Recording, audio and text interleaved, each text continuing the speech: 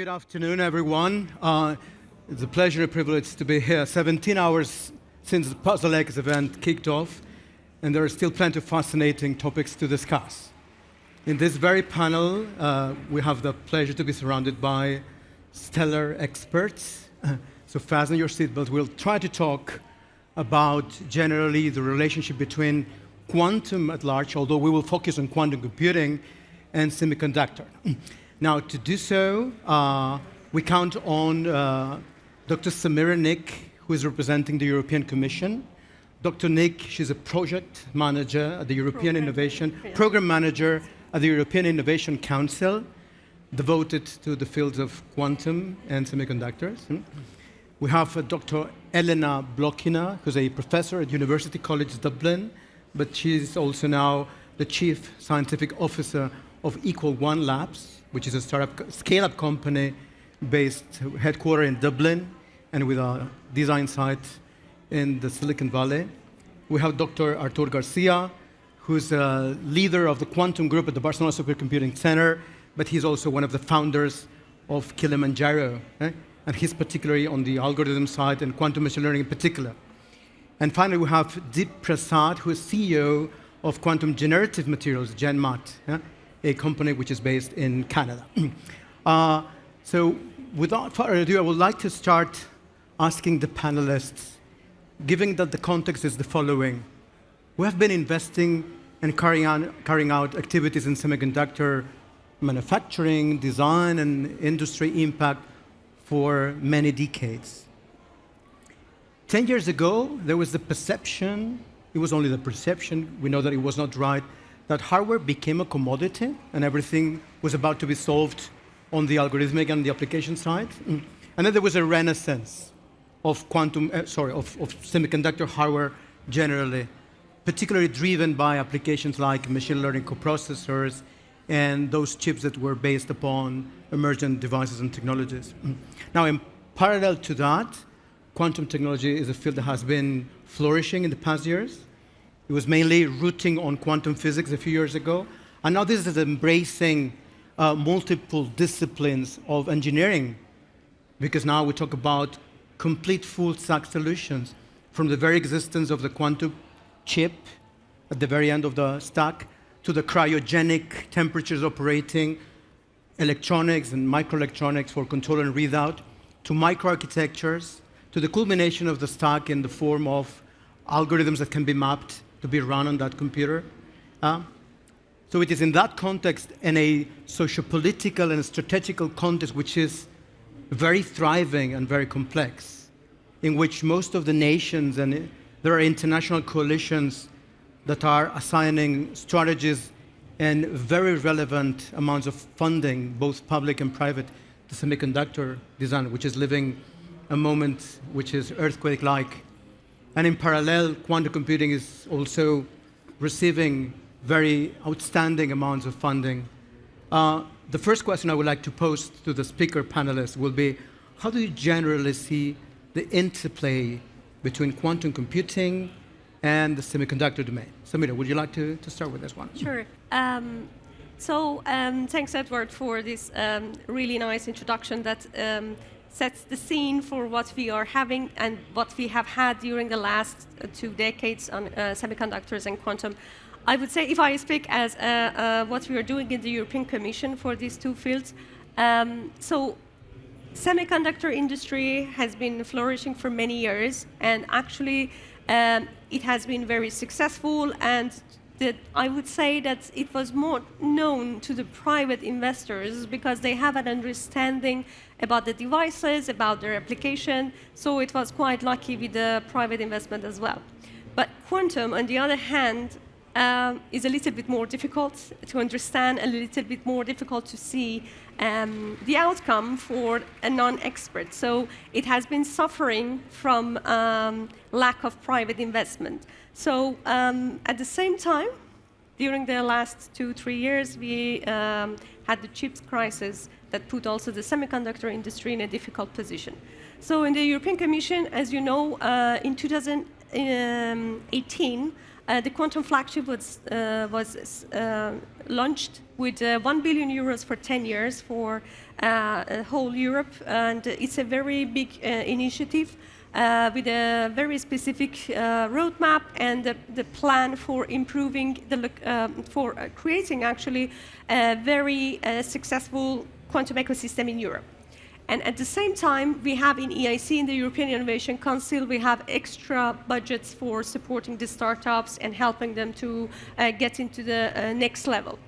And for semiconductor, well, you all heard about the CHIPS Act initiative by the European Commission. It's not approved yet, the budget, but the budget is very huge. It's 43 billion euros. And the plan is to increase the role of Europe in design, fabrication, packaging, and all the steps of semiconductor industry from 7 to 8% that we are today to 20% in 2030. So it's a very big plan and very huge investment that is going to be spent in different aspects, like starting new foundries, building new semiconductor sites in Europe, providing the critical materials, and also looking for new technologies and reducing like our dependency to critical raw materials or to the other sites of the globe, and also making sure that we are aware of the crisis and the future. So if I want to talk about the connection between these two, I would say that this is a time that you can't separate these two anymore, because quantum computers need these designs, these chips, and these fabrications as well. And actually under the European Chips Act, there is a specific category for quantum chips. So there is a big connection between them, and I think what is happening is we are trying to support them hand in hand. It's a little bit difficult to point which one is going to be more successful or thriving, but we are doing our best to be fair for both of the industries. So it seems indeed that they are inextricably intertwined and they don't need to compete. Very interesting indeed. So Elena, what's your overall impression? Okay, I will comment on this from the point of view of technology. So if you think about a quantum computer, so the core of a quantum computer, of course, qubits, but like quantum computer is also a lot of classical electronics. So it's a lot of integrated electronics, non-integrated electronics, circuits that drive qubits, circuits that read out the qubit state, and so on and so on. So it's also, in a way, I mean, like, you know, it's also kind of classic integrated electronics as well. And we are at the stage when we add more and more qubits, and like we improve the quality of qubits, and so we decrease the footprint of qubits. But then on the other hand, we improve in the quality of electronics, and we are bringing some of the integrated electronics down to Kelvin's range, or even millikelvin's range. So there's a lot of, I mean, like, you know, so now we are talking about partial integration or heterogeneous integration or even full integration of qubits in electronic systems. So from this point of view, I think quantum computing created this huge boost to integrated like semiconductor technologies, integrated circuits, and so on.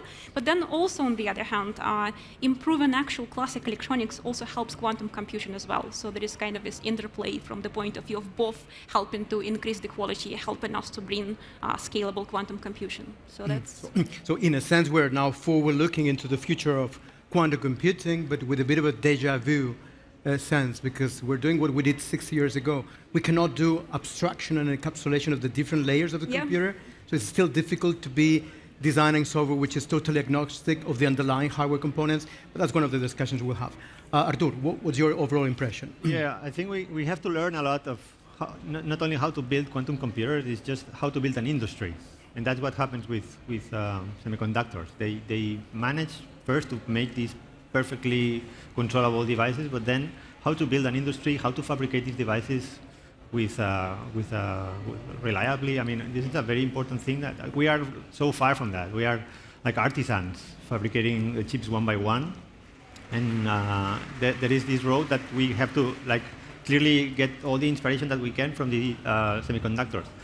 The other thing is important is I'm using a quantum computer simulated on the supercomputers at Barcelona. So actually, we still rely a lot on, as she was mentioning, is we rely a lot on current technology and I think that's going to be happening for the next 5-10 years.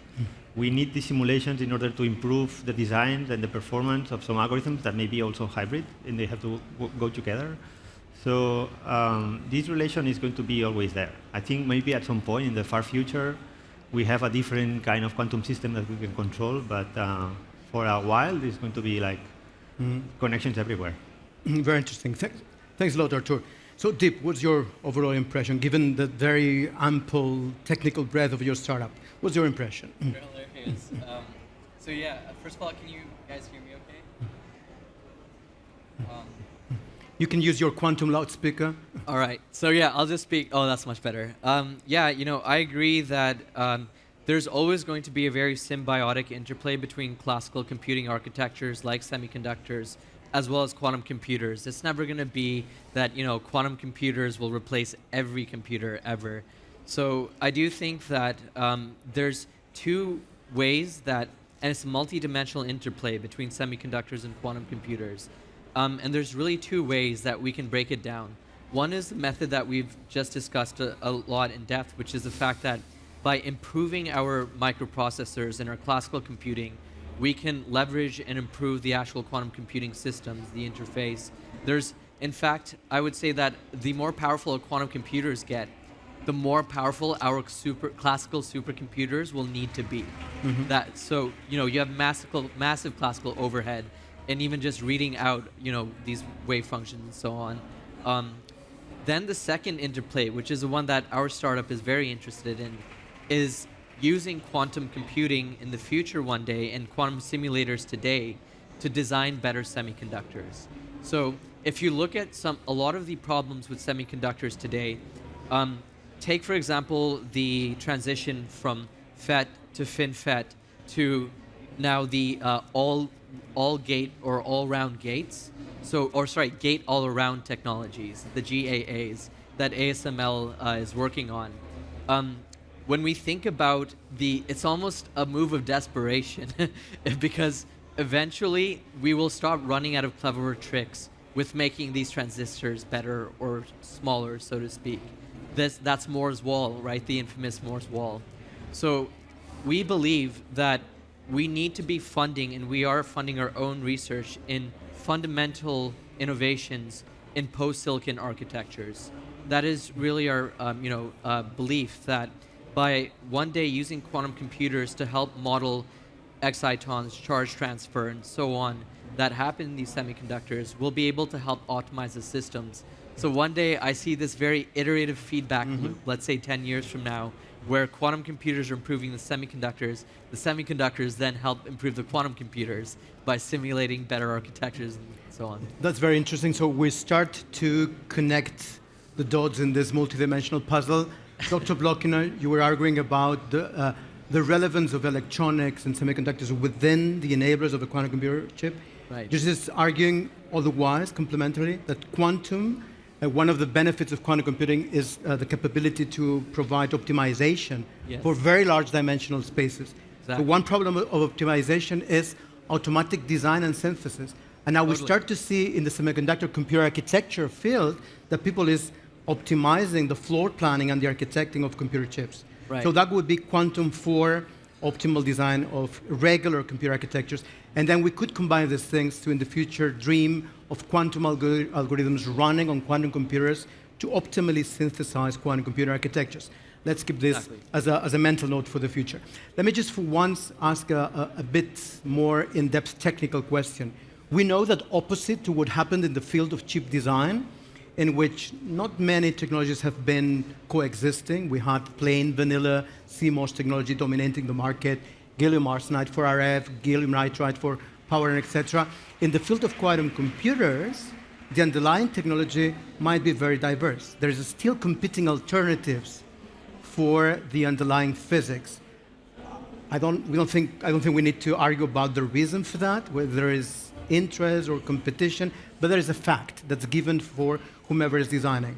One of the alternatives is using semiconductor qubits, and if I'm not mistaken, Elena, your company is trying to envisioning a scale-up fabrication of CMOS, plain CMOS design quantum computers. What's your opinion on that? Yeah, okay. First of all, I agree. I mean, like, there's many technologies at the moment. So semiconductor or kind of semiconductor-based qubits is one of them. So one advantage, in my opinion, in our opinion, is that you can build a qubit based on a transistor. And like, if you can have like a qubit based on a transistor, it's going to be very easy to integrate it on the same chip with control electronics. And also, there is a very clear trend that the temperature of operation for qubits in semiconductor, in particular in semiconductor processes, is increasing. With every year, it's increasing.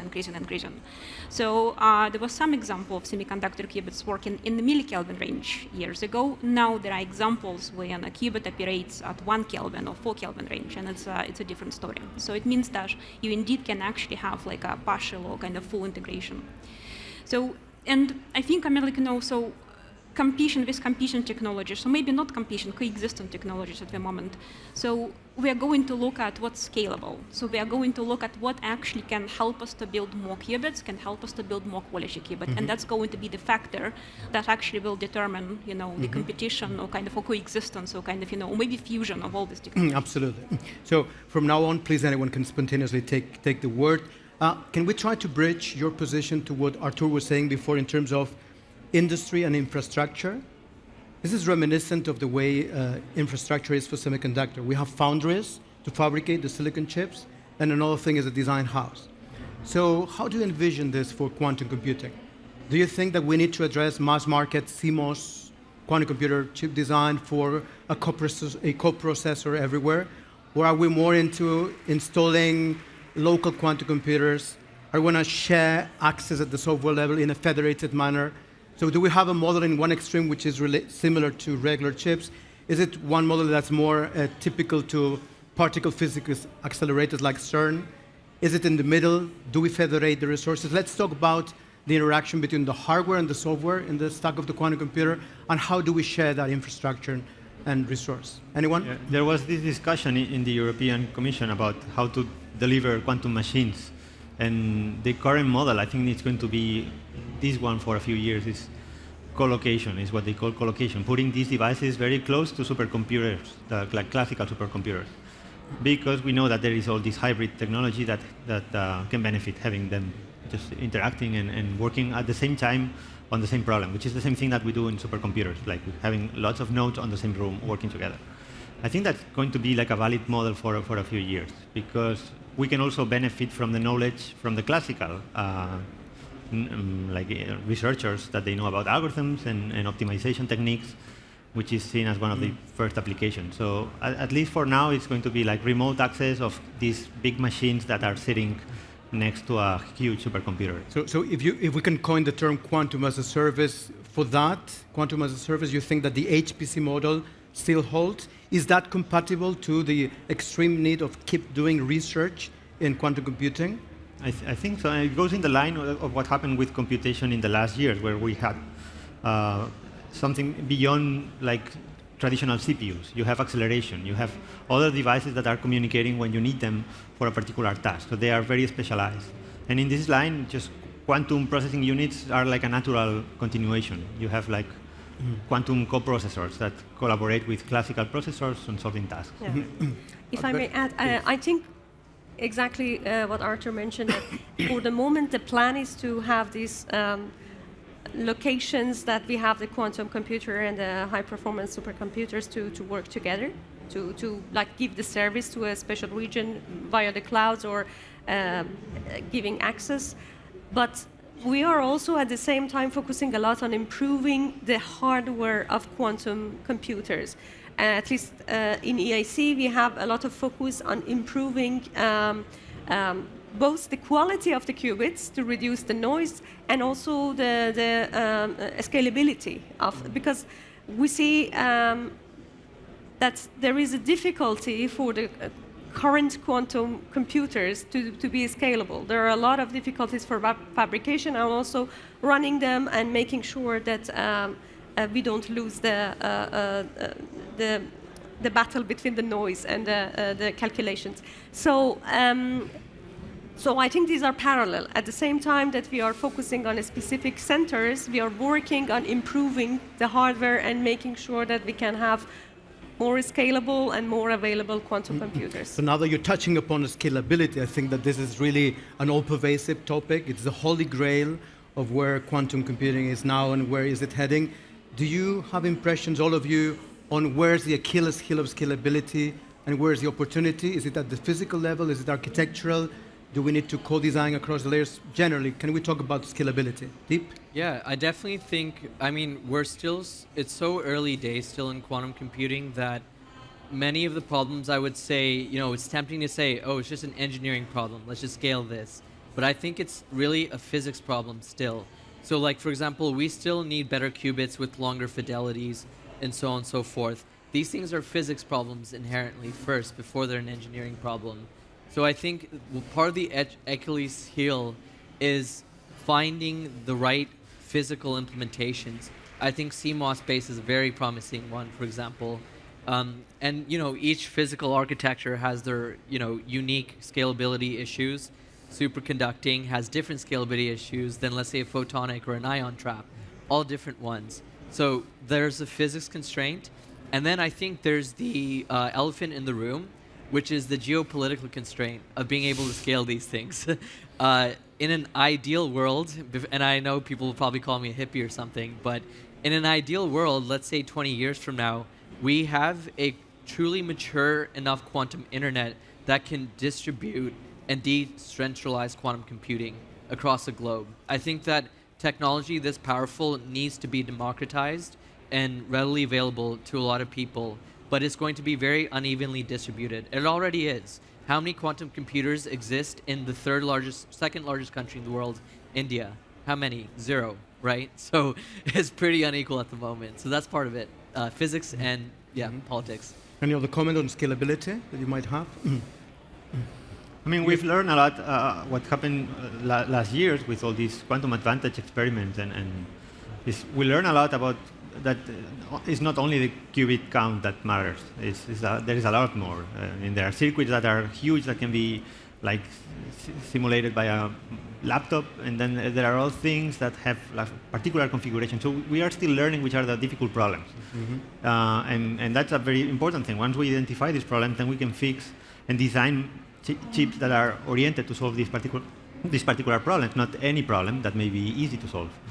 So I think there's a lot of work to do on the understanding the complexity of the problem, and go beyond this mentality of, oh, I have more qubits than I have a better device. So, up to now, there was this race of trying to increase the number of qubits, and the community was monomaniacally obsessed in trying to increase that. Now we realize that we need to talk about more overall metrics of performance, call it quantum volume, call it all the things that really take into account the very algorithm you run. So what if we talk about education? Again, reminiscent of what we did in semiconductor design. For all of us in academia, so education is close to our hearts. I don't know whether we will cross borders in terms of national strategies and strategies for corporates, but education, talent is international by definition. There was a challenge in education in semiconductor design. All of us, we witnessed a drop in enrollment in AA in the past years. Now there's a renaissance. Quantum could help there because remember, chip design, when cell phones, computers became something very opaque and encapsulated, it was not exciting. Now if you need to design a quantum computer, the quantum computer is translucent. You see what happens at all the layers of technology. So it could be interesting as a tool for reaching out 10-year-old kids. A 10-year-old girl that would like to be an astronaut 20 years from now could like to become a quantum engineer now. Because this is a very multidisciplinary field. That's a challenge for educators. But you see all the technologies at the same time in one single system that's very complex. So I think that there are opportunities on education. And then the question arises, what do we do in the short, mid-term, long-term? How do we do in high schools? How do we do in universities where there's no critical mass of knowledge yet, and we need to have alliances across institutes and universities and across borders? Generally, can we talk about education? If I would say that I totally agree with you that we have to start at a much earlier stage. We can't start talking to university students to choose the field. I think it should be encrypted in their minds that this is a cool tech that they can play a role, and we really need, I think this is one of the things, if we want to do the scalability, if we want to have more fundraise in Europe for semiconductors, that will also create the chips for quantum, we need engineers, we need people that have the talent to run a big facility. So it's not only technical, there are so many different levels that we have to work on. I honestly believe that even the labor work in the clean rooms, the more educated they are, the less errors happens in the clean room, and the faster we can move on. So I think education is a very important aspect, and we have to work together with governments and universities to start programs dedicated to quantum. It's a multidisciplinary field, and we need many different expertise.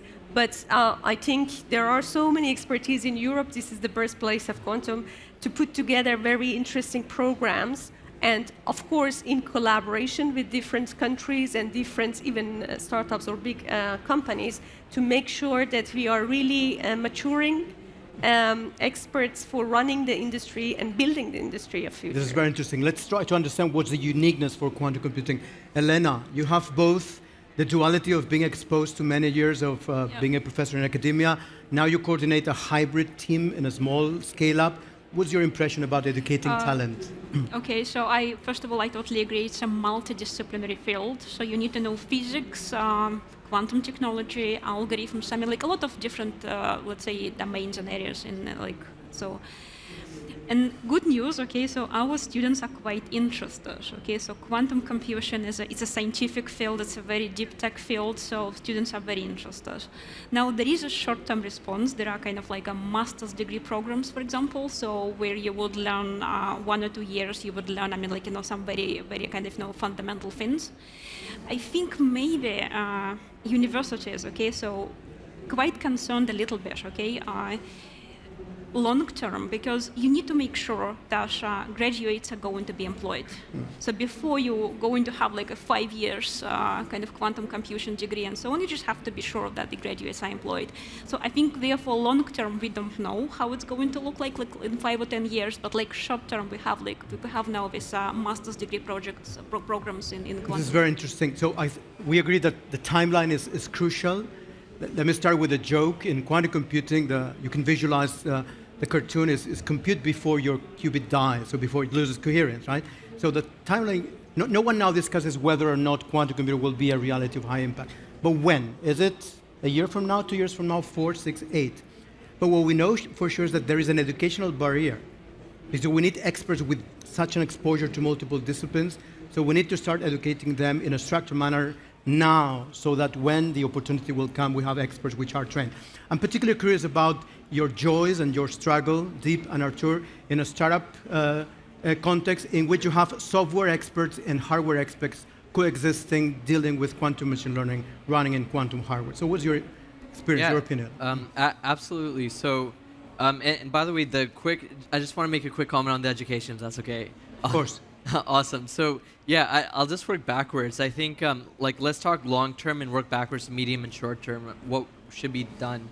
Long term, we need an entirely new generation of thinkers who intuitively think about quantum mechanics in a way that we were never born or taught, when we were growing up. For example, we take for granted that all these objects that we interact with are classical objects. This has a clearly defined state, clearly defined position. We would say it has an eigenstate, right? And so we're not used to, even as children, thinking about the world in the sense that what if you can have a superposition of eigenstates, of different states of this cup? Things like that just don't come naturally, and you have to learn and rewire your brain to truly be good at quantum computing and quantum algorithms. So I think starting literally at the kindergarten level to preschool level would be fantastic, and just like teaching them that. But today, what can we be doing today? However, and I'll now tie this into the question you just asked about hiring talent and working the joys and pains. So we are a very, very multidisciplinary company. Every quantum computing company, I think, today has to be by necessity. And so I think that the more we can abstract and teach very simply what it is we're working on to other experts who might not know what it is that we know, but they can connect the dots if you make it easy, that's something that's very valuable. And now that might sound abstract. Here's what I mean. So, we hired a number of computational chemists. They're, trained in quantum chemistry and so on. And a lot of them now think about quantum machine learning totally differently than I would say a quantum machine learning expert would, because these guys know the domain of quantum chemistry. They know how to think about it the right way. So I think making it accessible is important. This is very interesting. And before we go into Artur, let me just react to something you said, what Sure. I think it's crucial, education-wise. I think that most of us in the quantum engineering domain were self-taught, because this is an emergent, growing field. I think that we have the moral responsibility to train the next breed of young students so that they will be equipped with intellectual and technological assets to do a better design and address this challenge. Artur, your experience in startup. I mean, there's a lot of, we researchers have to do this job. Probably as always, we have to solve the problem. And we have to design new programs for getting the training that we then need on companies there or on research centers.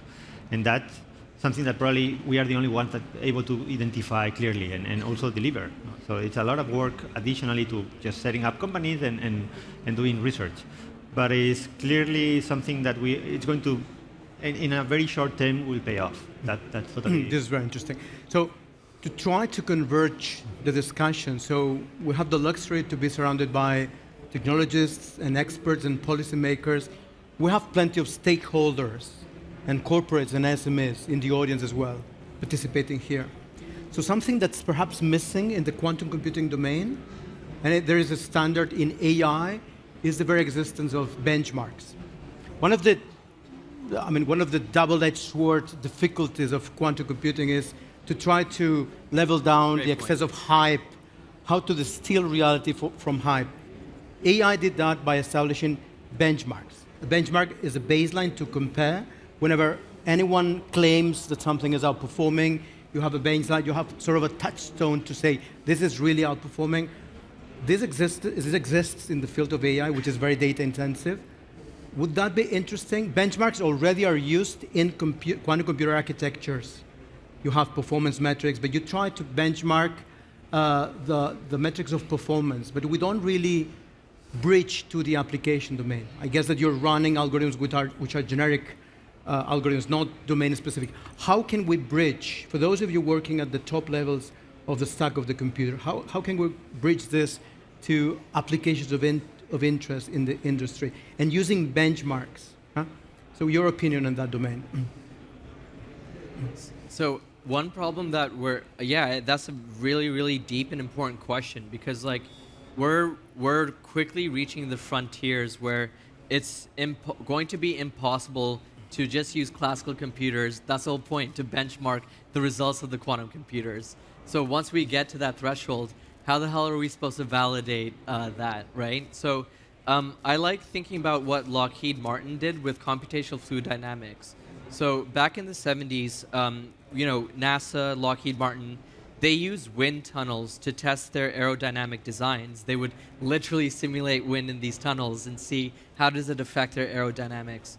And then computational fluid dynamics took off, where suddenly you didn't need wind tunnels. You could simulate these things on supercomputers of the day. And ever since then, they've never needed these wind tunnels. Now, they have a problem. They had a problem, which was, how do we trust the simulation and its results? And that benchmarking problem is happening in quantum computing. And so what Lockheed did, and NASA and so on, was that they would experimentally validate as much as possible the prediction and the results. That's the only way to go about it. So I think if we can find benchmarks that have experimental validation as the end goal, we should be in a good position. Probably not all companies would like to unveil the details of the benchmark. True. But at least the minimum set of agreement on what is for a quantum computer. So we have less than 2 minutes to go, so we'll have a minute of glory for each of the panelists.